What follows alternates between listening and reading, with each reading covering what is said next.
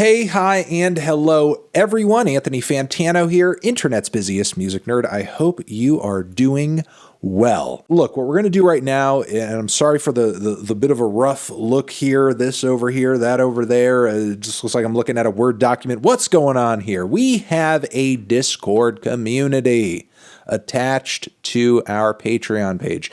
You should join up today. Link down below. Cool flashy words and graphics on the screen right now from Austin instructing that you do exactly that.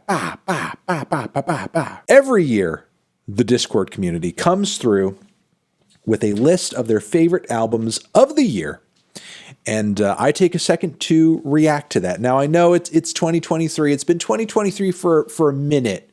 But apparently it took the Discord a minute to get this list together. And, given that we want to give the Discord a shout out, and they typically do some really good write-ups attached to these lists as well.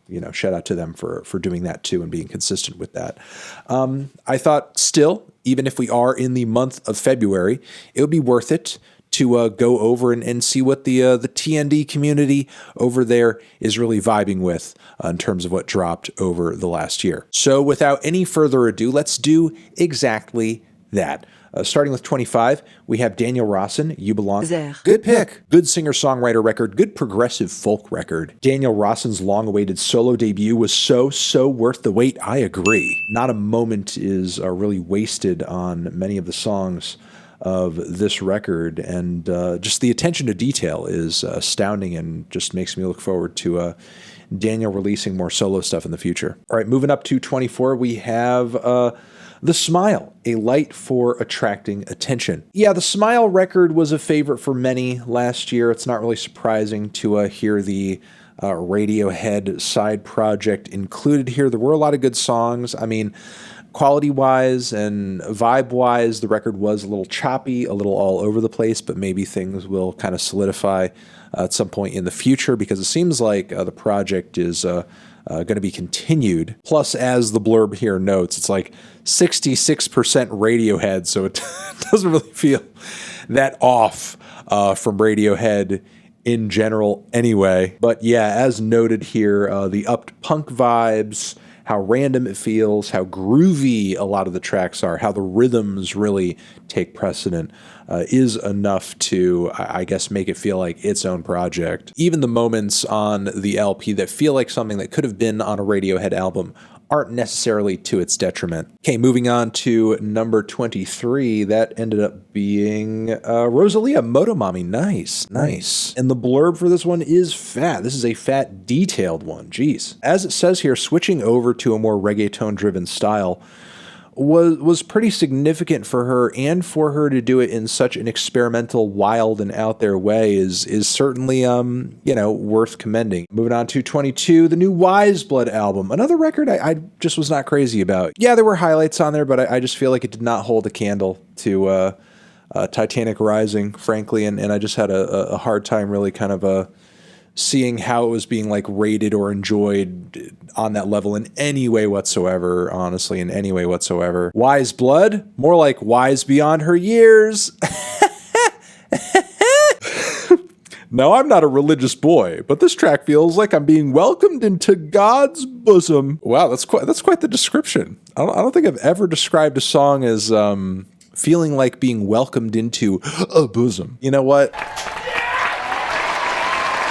Good on you. All right, let's move on to 21. We have Beach House, Once Twice Melody. Nice. That's a great record. Really good. I mean, long, a little bloated from them, but I mean, it is just a dream pop juggernaut. Number 20 looks like Always Blue Rev. That's a really good indie rock and shoegaze record. Did not love it myself, but still a lot of great highlights on that one.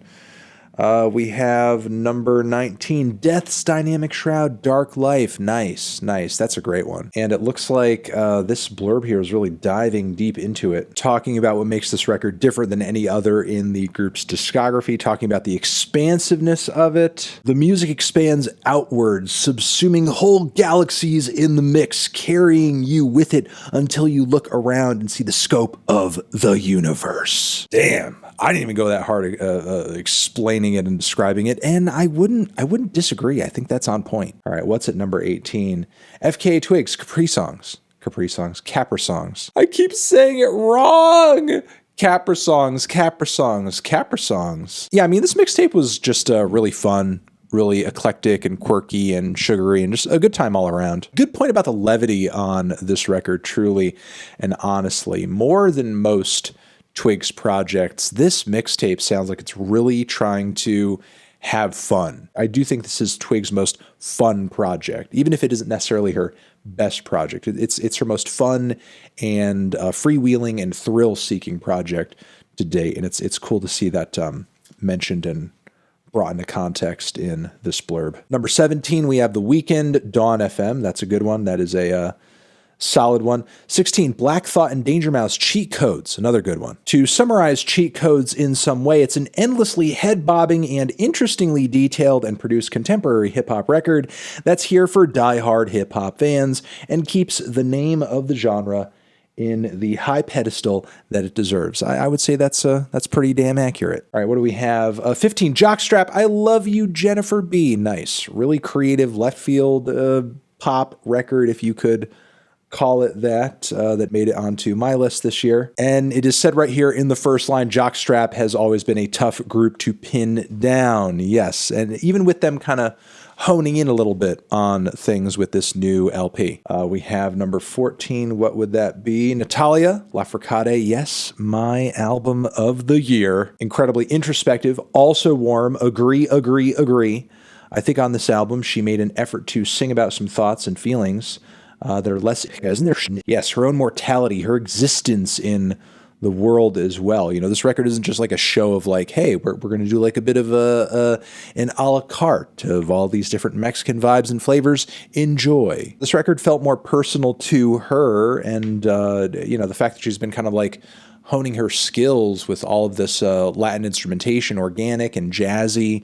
and rustic Latin instrumentation. I think it just made the album that much better. Yes, please recommend it to everyone, as you do in the last line there. Beautiful album. All right, number 13, Beyonce, Renaissance. Stealing Your Man, feeling herself, being vulnerable with a lover. She's got range. She's got range on the record. Gilliband, Most Normal. I did not enjoy this one. Oh, man, it beat out my album of the year. Listen, if anybody tells you that like, Fantano fans, these people are literally giving me money on Patreon. They are the fans. Here we have my viewers, my hardcore viewers, breaking away from my opinion, from my perspective, from my point of view, and repping this album harder than some records I've reviewed much more lovingly. Pretty straightforward description of the whole thing. I feel like if anything makes the album stand out and makes it significant in the grander scheme of noise rock is just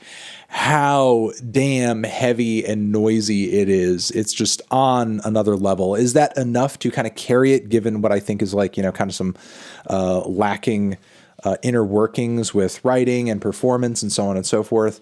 No, but like, I feel like you have to put into words just how crushing the sound of this album is, frankly, if you're to do it any justice and you enjoy it. Quedeca record, number 11, cool. I mean, not surprised to see that here. A lot of my viewers loved it. A lot of that, the rate your music types, that crowd really messed with the album, so understandable. We're in the 10th spot. We have nice Billy Woods, Ethiops. Most profound and dense album to date. Damn, that is quite the charge, especially for an artist who is as prolific as Billy. Cool description of Billy's lyrical style there.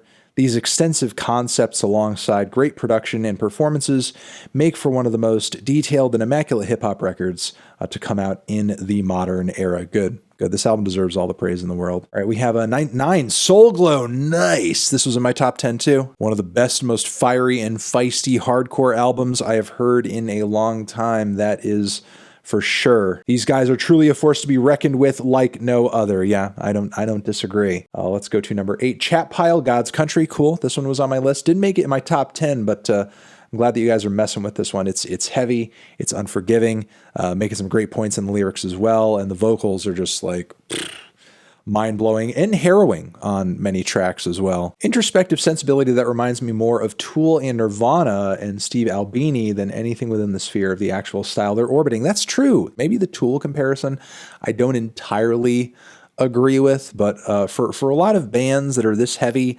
they sort of have more of like an old school kind of Seattle sensibility to them. You know, it's like they feel more like Melvins, you know, in a way, than some of the bands that aesthetically out there today you might compare them to. All right, we have number 7. That is Viagra Boys, Cave World. Hell yeah, also in my top 10. Glad you guys are messing with this one as well. The themes, the concept, the post-punk grime of the record as well. All great, all amazing. Challenging lyrical themes of current-day political insanity. Definitely agree. They're harvesting babies for adrenochrome.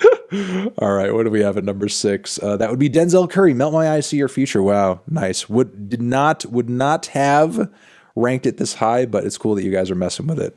And again, you know, it's like I typically have not been this head over heels for Denzel generally, but, you know, especially this new album. I did love it. But, you know, some people thought I wasn't as generous with it as I could. And clearly those people are here to rep for this record, getting it to number 6. And I mean, how could you not sympathize with the, you know, the personal elements of the album? I mean, all of that kind of makes it a pretty significant release for Denzel. All right, number 5, that is Kendrick Lamar, Mr. Morale and the Big Steppers. Very nice. You know, cool to see it in the top 10. I don't know if there's anything that could be said about this record that has not been said a million times, but it is an album that is worth talking about for sure. Yeah, talking about things like the thorny conversations the record has or tries to initiate, the complexity of it as well, and the issues it's trying to tackle and approach. I mean, the record isn't without its issues and its flaws, you know, but the thing is, what other albums or artists in a similar lane are being as daring as this album is right now in terms of like addressing some of these things? Big Thief, Dragon New Warm Mountain, I Believe in You, massive record, great singer-songwriter record, versatile instrumentation, great production. Adrian Lenker kills it on the songwriting, per usual. Going to 3, that would be Jid, The Forever Story. That's awesome. That's to be expected. In my opinion, the best hip-hop album of the year, and it seems like that ended up being so on this list as well. Even if it didn't make it to number 2, it was my number 2. It's number 3 here. From here, Black Midi, Hellfire. That's number 2. Okay, I think we can guess that a certain UK connected band is probably at number 1, given that Black Midi is number 2, and we are yet to see them on this list. And I believe the record was also Album of the Year on Your Music. That would be a Black Country New Road, Ants from Up There. Snow globes don't shake on their own is one of the most devastating lines I've ever heard, and I can't really place why. It's like the rosebud scene at the end of Citizen Kane. But this blurb is interesting, kind of like working through, I don't know, the mental state and reasoning of the album and some of its kind of themes and lyrical points.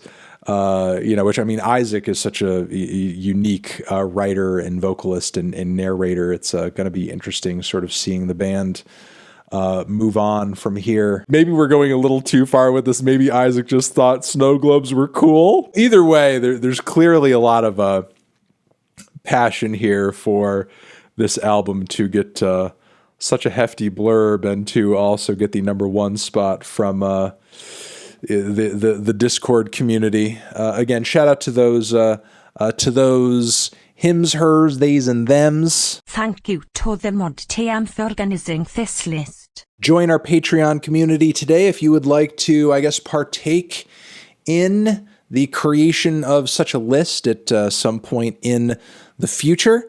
And yeah, that is it. You guys are amazing. Thank you for stopping in to sort of see what the Patreon Discord cooked up in terms of a top albums list for the year. Good picks, y'all. Even if some of them weren't necessarily my picks for my top 25. And that's cool. Variety of opinions, fine around here. What did you guys think of the list? Did you love it, hate it? And over here next to my head is another video you can check out. Hit that up or the link to subscribe to the channel. Patreon list, top 25. forever.